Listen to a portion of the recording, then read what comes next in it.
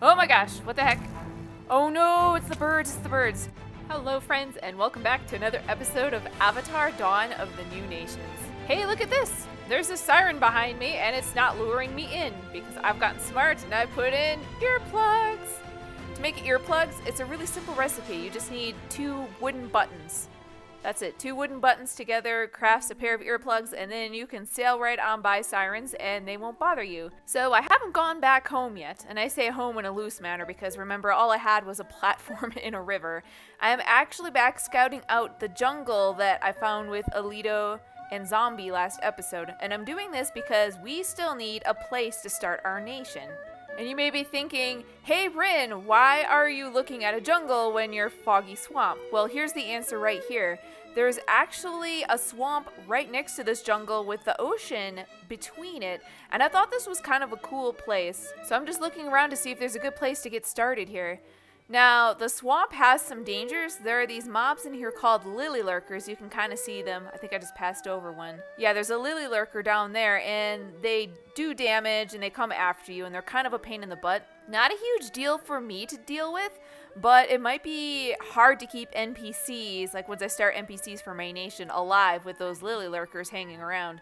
So I was thinking maybe kind of do it on the edge of the ocean and there would be less lurkers, and that could be a thing. Oh, we also have a witch hut here, it looks like. Haha, lily lurkers, you can't get me up here, suckers. So it's looking like building 2 blocks above the surface of the water like I'm doing here is probably going to work to keep the lily lurkers off me.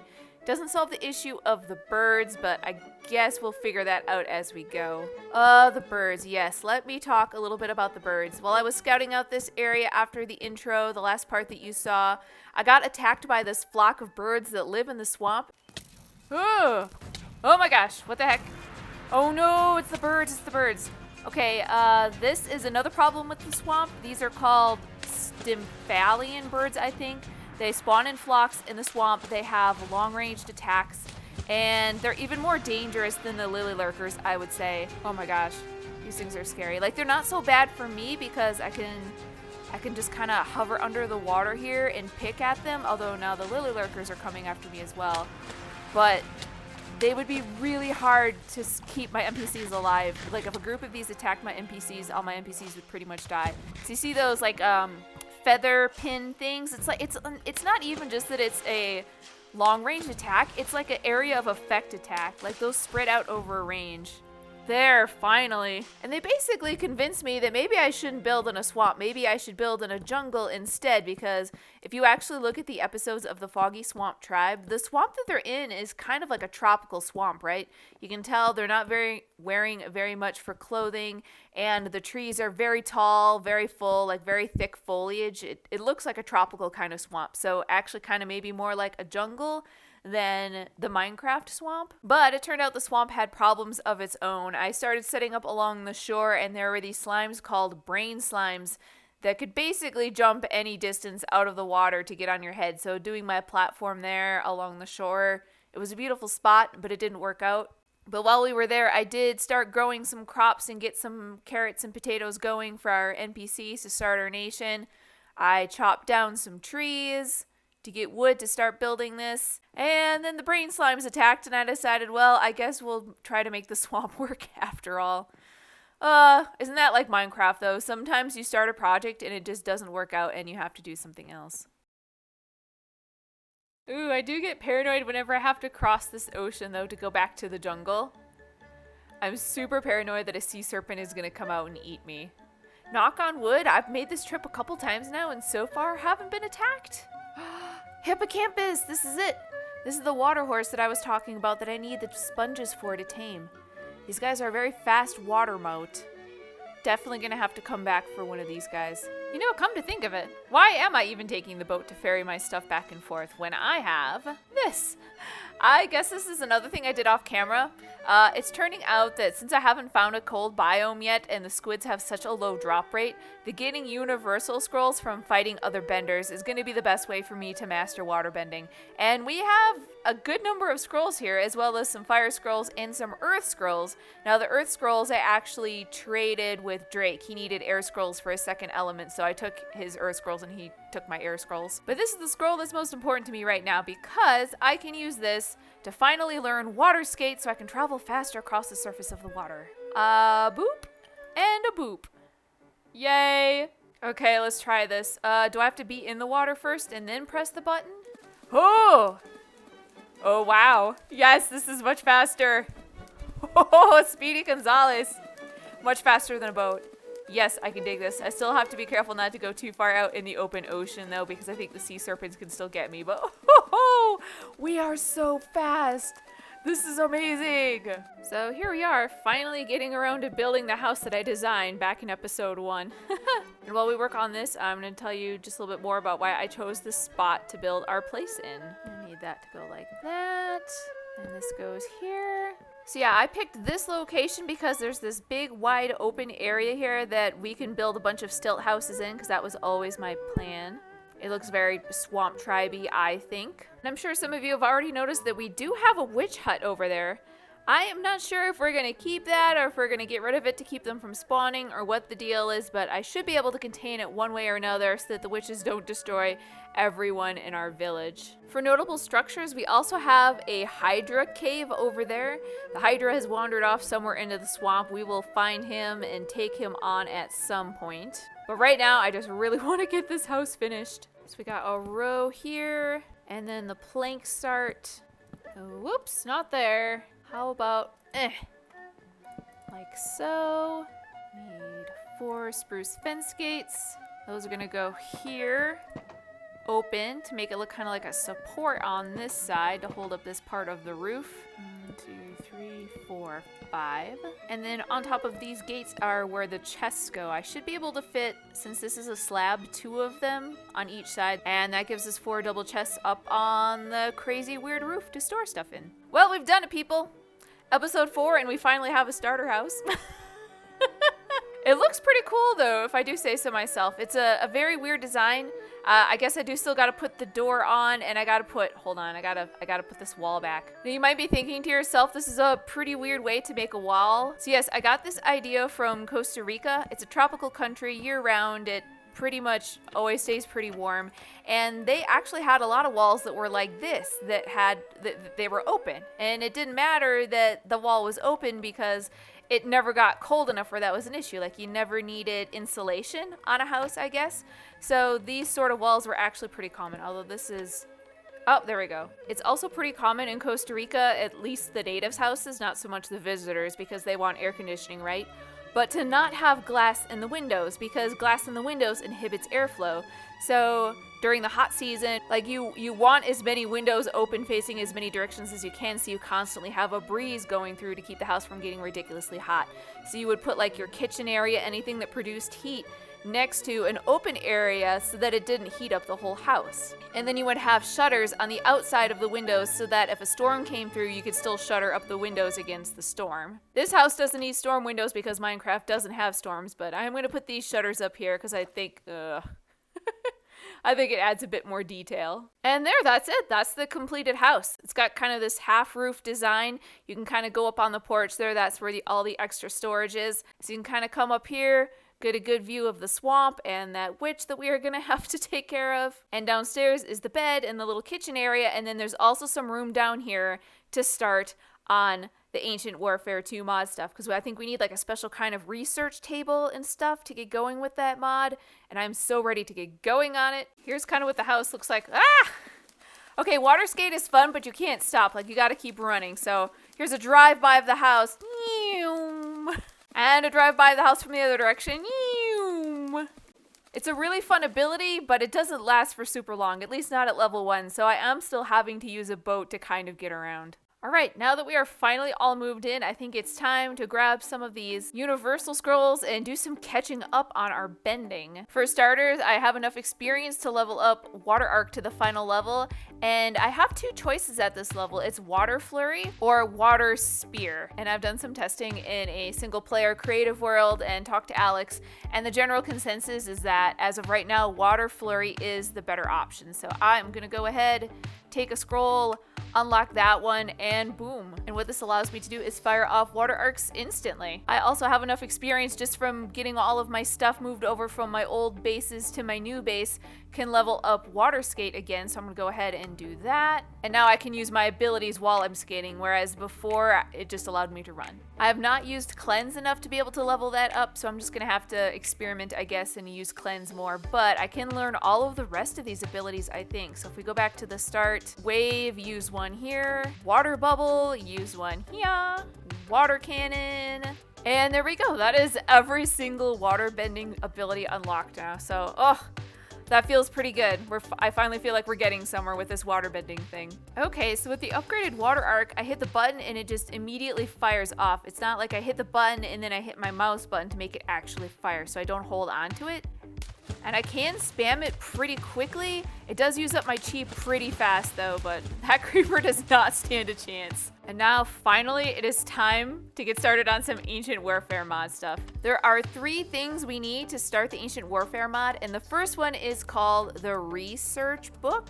Here it is, Research Book, and to make this we need iron, leather, and paper. So I did a bunch of mining for iron and I grew a bunch of sugarcane for paper, so that isn't a big deal, but I don't actually have any leather yet, so we're gonna have to go find some cows and kill them. The second thing we need is the Research Station. This requires 4 iron, 2 gold, which I also don't have gold, so we're gonna have to go mining a little bit, and then a crafting table, a chest, and any sort of plank. And the third thing we need is called the Engineering Station.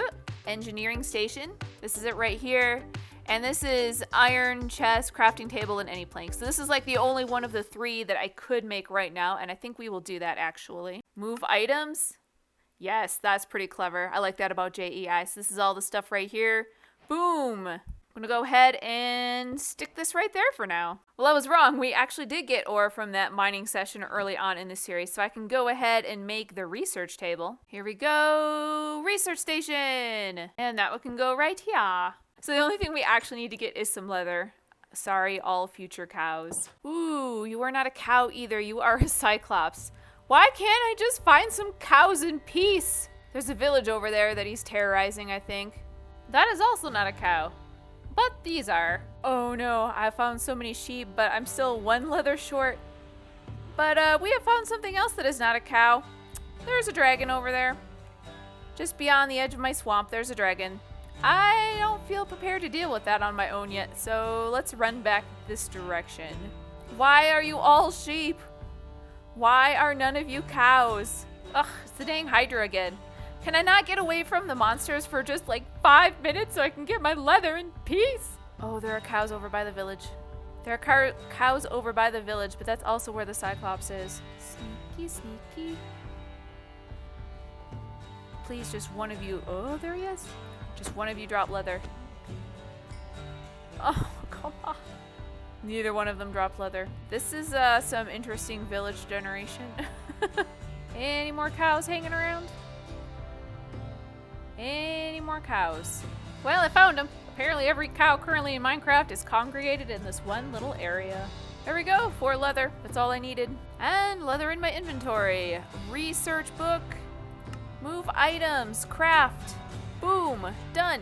So when you first get the research book, you gotta assign it to your person. So you just right click it with in your hand, and there we go. Researcher set for book. And I think now I can open it, and yes, we get this whole list of things that we can research. How this mod works is you need to research blocks and tools and stuff before you can actually make them. Different categories give you different rewards, but the rewards also need other categories usually. So it's kind of like a multi-step process to unlock things. So to make the town hall, I need leadership. And I believe to get started with this, we take the book onto the research table, put the book in the upper left-hand corner, and then it'll display my name up there, and we can queue different things to research. And for most things, yeah, you start with just a couple categories. You queue them up, and then you need certain items to unlock them, I believe.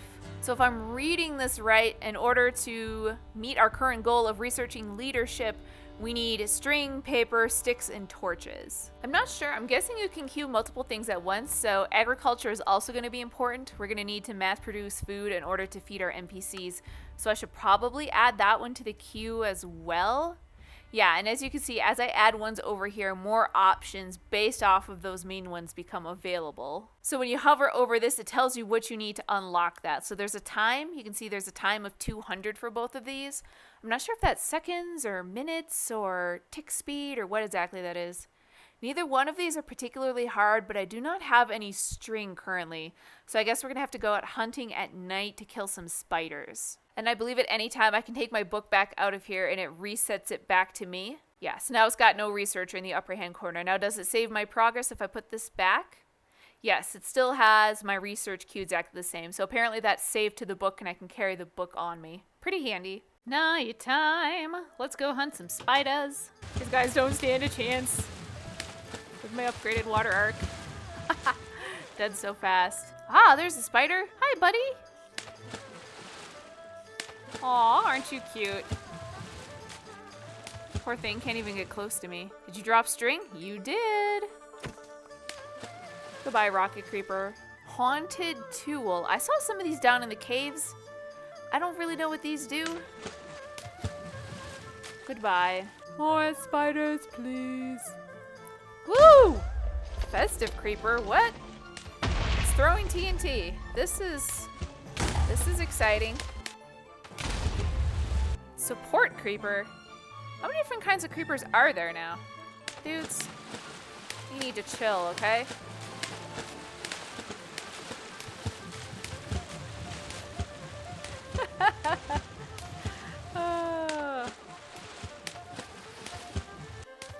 So the support creepers don't come after me when there's not another mob with them, it looks like. That's interesting. Mystery egg.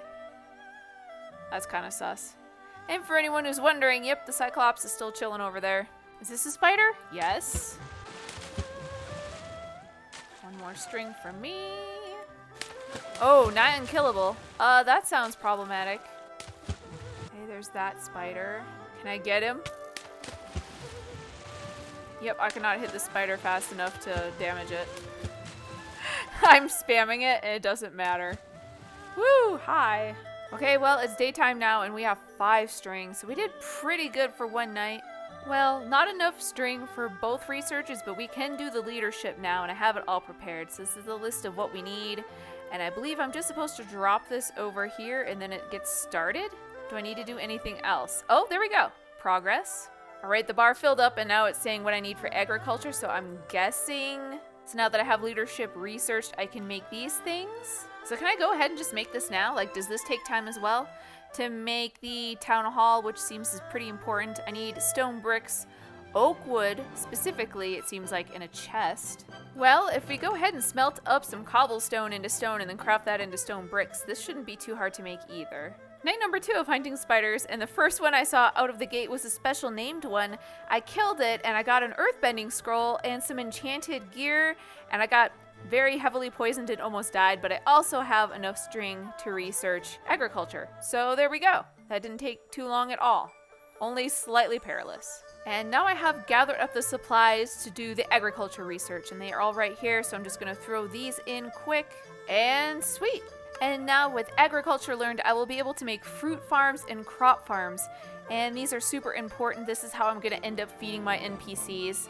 It seems like from the other New Nations members that getting a food supply going early is vitally important to making this mod work. Besides the research, I also do need some supplies to make this one. Mostly pretty simple stuff, but wooden gear set. I am not sure how to make a wooden gear set. Let's look that up. Oh, that's not bad. Stick some planks. Okay, that should be relatively easy to make, but it looks like our stone is done smelting. So let's turn some of this into bricks. Okay, I have collected the supplies I need to make the town hall, and I think, I'm pretty sure that I used the engineering table to actually make this. So if I put my book in there like that, town hall. Haha, sweet, we did it. We made something using the mod. Okay, fortunately, Ancient Warfare 2 mod has a wiki, so I was able to look this up. And yes, what this does is you put the food in here that the NPCs use to work. So you need to provide food for the NPCs to work. You put it in here and the NPCs will automatically come to the closest town hall to like collect their food. So this is a vitally important block for starting the nation. Now, it looks like we have the supplies to make our first crop farm now using the agriculture research we did, but I think we're going to save that for the next episode because I want to end off this one with testing all of the new waterbending abilities that we unlocked. And the first of those abilities is Wave. Oh, maybe I need to stand out of the water to show this off better. Oh, there we go. There we go. That created a wave. Wow, it travels pretty far, doesn't it? That's awesome. Oh, is it going to stop? Ever? Nope. Okay, the wave that went around the world. Okay, this next one is Water Bubble. Oh. Yep, it created a water bubble. I'm not quite sure how that is used exactly.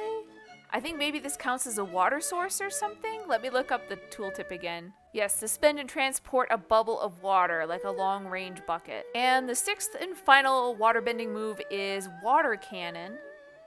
Whoa. Whoa, that was crazy in F5 mode. Let's try it not in F5 mode. I don't know how I made it do the thing, though. Oh, it says not enough chi. Oh, whoa, whoa.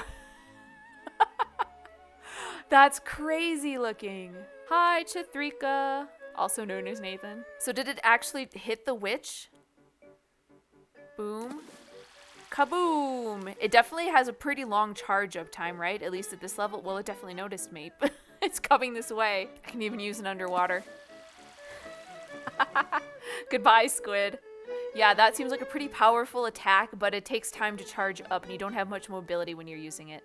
But there we have it. That is all 6 waterbending moves now that we have unlocked. Amazing. I'm going to have to continue working on getting experience with them so that I can level them all up. But I believe that is where we are going to call today's episode. We unlocked all of our waterbending moves. We found a nice swamp to build in. We started the Ancient Warfare 2 mod. It feels like we got a lot accomplished today. Thank you all so very much for watching. If you enjoyed this video, please do leave a like rating down below and consider subscribing if you haven't already, and I will see you soon with the next one. Bye for now.